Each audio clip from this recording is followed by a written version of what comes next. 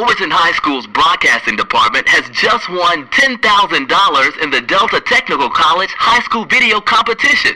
How does that sound to you? Well, to CJ, it sounds great. But in order for this to become a reality, we need your support. Here's how you can help. Log into your Facebook account. In Facebook, search for Delta Technical College, Horn Lake.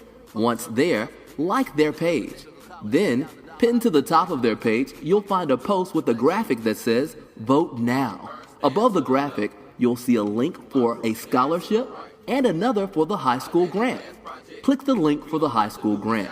Once the page refreshes, you'll need to select the Horn Lake, Mississippi campus found at the end of the list.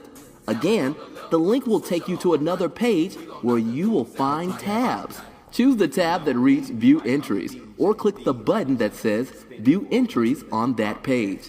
You'll then see the video entries for the contest. Look for our video labeled Watkins Overton Memphis. Select our video. Then you'll arrive at the voting page.